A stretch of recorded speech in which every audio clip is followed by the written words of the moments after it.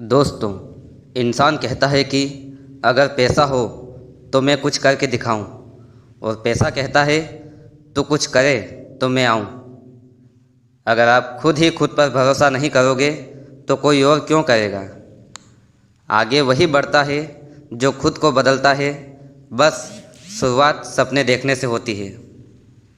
आज हम इसी टॉपिक पर बात करने वाले हैं कि पैसा खुद चल कर आएगा आपके पास। बस आप ये 6 काम अवश्य करें। मुश्किल नहीं है स्टार्टअप का बिजनेस प्लान बनाना, बस शुरुआत करिए।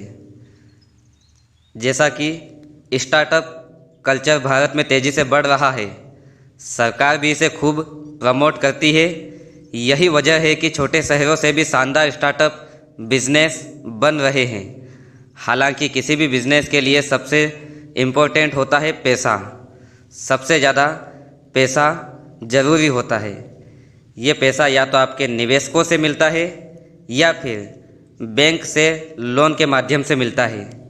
इन दोनों के लिए ही आवश्यकता होती है एक बिजनेस प्लान की। बिजनेस प्लान बनाना बहुत ही ज़्यादा ज़रूरी है। लेकिन अब यह सवाल ये है कि बिजनेस प्लान बनता कैसे है। तो ये बिजनेस प्लान बनाना ज़्यादा मुश्किल नहीं है।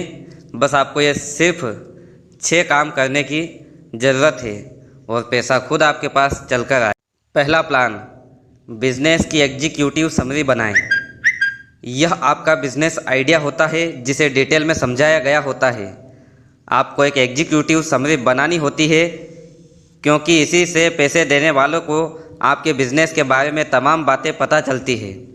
इसमें आपको अपने बिजनेस का विजन और मिशन, टारगेट मार्केट, कंपटीशन से तुलना जैसी चीज़ें लिखी जाती है।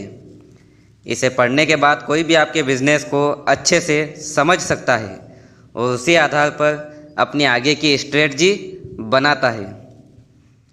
दूसरा प्लान, कंपनी के बारे में ज़रूर बताएं। बिजनेस प्लान में आपको अपनी कंपनी के बारे में भी बताना होता है। आपको बताना होता है कि आपका बिजनेस किस चीज़ का है, उसका लीगल स्ट्रक्चर क्या है और बिजनेस की वास्तविक लोकेशन क्या है। प्रोडक्ट और सर्विस के बारे में भी आप डिटेल में बताएं। साथ ही यूनिक बातों को भी हाईलाइट करें और यह बताएं कि वह प्रोडक्ट टारगेट ऑडियंस की ज़रूरतों को पूरा कैसे करेगा।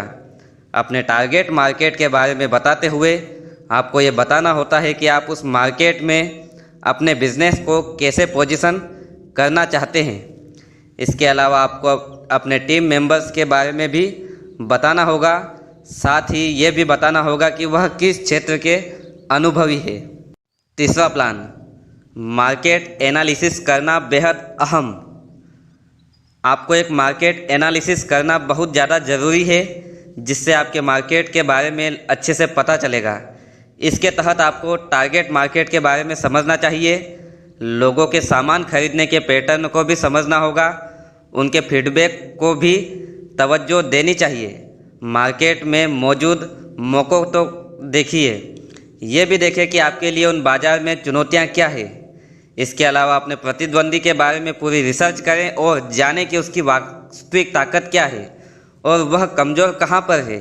इससे आपको अपने स्टार्टअप को इफ़ेक्टिव तरीके से पोजीशन करने में और कुछ हट के स्ट्रेटजी डेवलप करने में मदद अवश्य मिलेगी। चौथा प्लान, बिजनेस के लिए एक टीम बनाएं। आप अपनी कंपनी के लिए किन लोगों की टीम बना रहे हैं और उसका स्ट्रक्चर क्या होगा, ये सब आपको अपने बिजनेस प्लान में बताना होगा। तमाम टीम मेंबर्स के काम, जिम्मेदारियों और उनकी ज़रूरी एजुकेशन आदि के बारे में भी आपको बताना होगा। इसमें अपने मेंटर्स या एडवाइजरी के बारे में भी ज़रूर बताएं। किसी भी स्टार्टअप के सफल होने के सबसे पीछे सबसे बड़ा हाथ उसकी टीम का होता है और कोई भी निवेशक किसी भी स्टार्टअप की टीम पर काफ़ी ध्यान देता है। पांचवा प्लान, अपनी स्ट्रेटजी निवेशकों को बताएं। इसके तहत आपको मार्केटिंग और सेल्स स्ट्रेटजी बतानी होती है जिसकी मदद से आप अपने स्टार्टअप को प्रमोट करना चाहते हैं और अपने ग्राहकों को अपनी ओर आकर्षित करना चाहते हैं। इफ़ेक्टिव मार्केटिंग चैनल को पहचानें और अपने प्रमोशन के तरीकों को समझाएं। अपने digital marketing campaign, social media engagement, content creation और परंपरागत विज्ञापन के तरीकों को इसमें शामिल करें। इसमें सेल्स का एक फोरकास्ट भी बताएं और अपने डिस्ट्रीब्यूशन चैनल के बारे में बताएं। छठवां प्लान, फाइनेंशियल प्लान की स्टोरी बताना भी जरूरी। आपको अपने स्टार्टअप के लिए भविष्य की सेल्स और मुनाफे को लेकर एक फाइनेंशियल प्लान बनाना होगा। इसके तहत आपको बताना होगा कि आप कैसे अगले 3 या 5 साल या जिस भी अवधि में आप कितना रेवेन्यू हासिल कर सकते हैं, कितने खर्चे हो सकते हैं और इस हिसाब से आपका मुनाफा क्या हो सकता है। जब भी कोई निवेशक आपके बिजनेस प्लान को पढ़ता है तो उसकी सबसे ज़्यादा रुचि इसी सेक्शन में होती है, क्योंकि कमाई का रास्ता दिखने वाला सेक्शन यही होता है। अगर आप कहीं पर कंफ्यूज होते हैं तो इसके लिए प्रोफेशनल की मदद लेने से कभी भी ना हिचकें, वरना आपकी एक छोटी सी गलती की वजह से निवेशक आपसे दूर हो सकता है।